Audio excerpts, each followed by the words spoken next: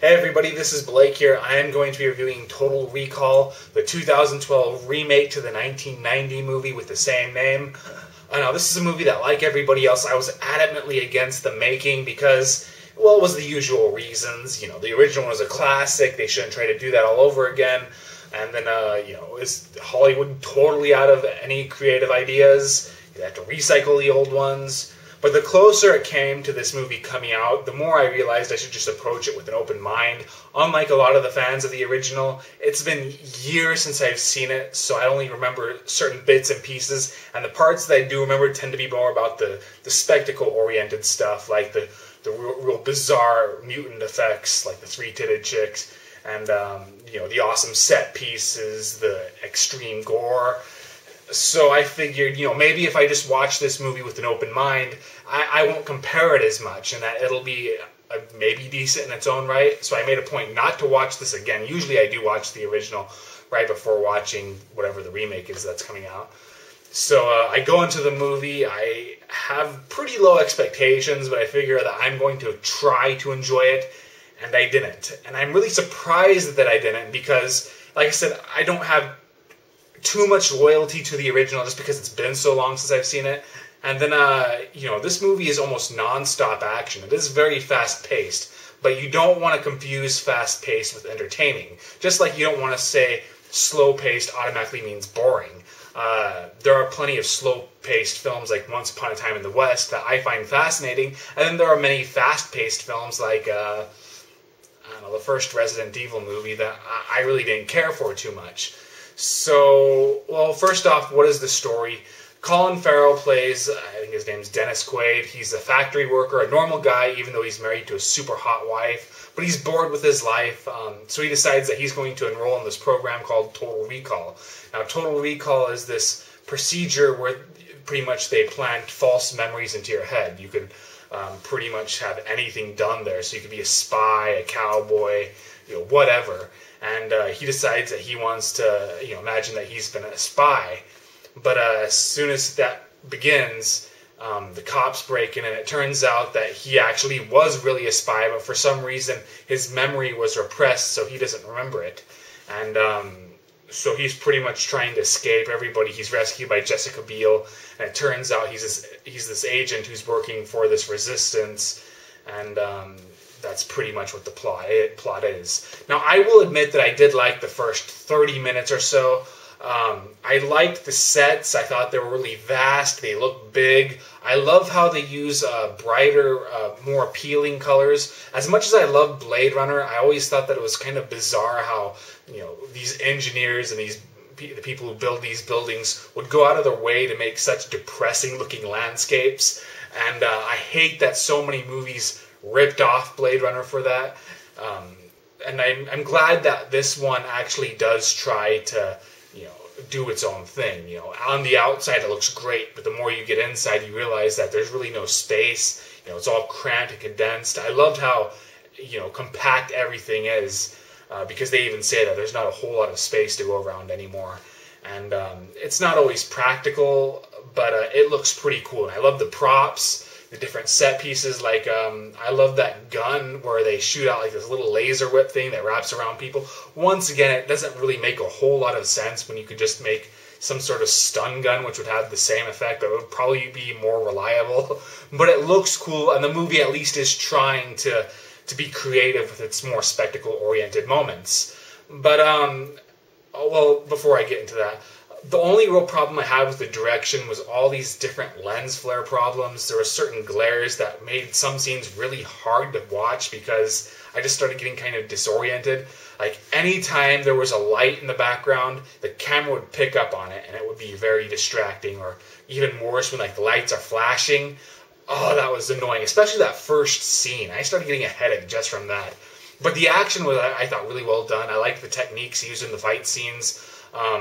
My favorite sequences were whenever Kate Beckinsale fights, because she had some real cool moves. And, I think Len Wiseman, for all of his weaknesses, I do think that he is a reasonably decent action director. So I like the fight scenes, I like the visuals, even though, yeah, the CGI is very spotty, as you'd expect. Sometimes it looks really good, then other times you just kind of feel like you're watching a video game. But where the problems came was around the 30-minute mark or so. You really realize that this movie has already showed you everything that it got. It reserved all of its creativity just for the opening act. So pretty much throughout the rest of the movie, you're not getting anything new. The sets all seem to stay the same. You know, the costumes are all the same. The props are all the same. Yeah, they look cool, but you get used to them after a while, so it starts to get really old. It's not like, Avatar, which may have been a relatively conventional movie, but visually it kept bombarding you with new and creative visuals throughout the entire film. This one just reserves all of that for the first 30 minutes, and eventually it just gets old looking at. So once it loses that visual appeal, you just start to notice how mediocre the script is. Pretty much all the way the story develops, it goes down the exact same route that you expect it to, and the characters are all pretty flat. They have the usual kind of development. Colin Farrell, his big arc is, he's not who he used to be, he is who he is, and they keep reminding us of that, and it just sounds really stupid on screen. One of the worst lines is actually from Bryan Cranston, who says, look at you keep fighting even though you don't know who you are. And then Colin Farrell says, well, I know who I am now, or something like that. And it just sounded really dumb and desperate. But you're kind of wondering, the whole internal struggle with him is that he's afraid that he's not going to live up to his original persona, that he's no longer the spy he used to be, because obviously he has no memories of that. But it's hard to take that seriously because he never gets anything wrong. Whenever he has to be a badass, he becomes a badass and kicks everybody's asses. He's constantly figuring out everything, and really it's everybody else around him who's screwing up. So you're kind of wondering, why are you bitching? You're doing everything right. So it's hard to take him seriously. Jessica Biel, she had the worst character because there isn't really any character. She's just there to save them. She sometimes is the action girl, but for the most part, she's just tagging along and looking good. But she gets she's the one who keeps getting captured. He has to rescue her. She gets knocked out. He has to rescue her. There's nothing to her character. We don't know who she is or why she's with this guy. It just sort of, she's there, and they're dating because he has to have a real love interest at some point. Bryan Cranston, even though I love Bryan Cranston, he's playing a relatively one-dimensional villain who's just evil for the sake of being evil. And even though he does good, like I said, but he's pretty underused too, which was kind of a shame. And then the best character was Kate Beckinsale's character, but only because that role allowed her to have a lot of fun, and she was actually, I thought, the best in this movie. Watching her, switch between her accents was really cool, and she's kind of a bitch. You love to hate her, but you also kind of like her, and sometimes you even wonder if she's going to redeem herself. So, she did really good. But otherwise, the characters are flat. But I think, these days, and as sad as I am to say this, I am used to conventional stories. I'm used to scripts that have no real inspiration about them. But with this one, it's like how every scene is going to end.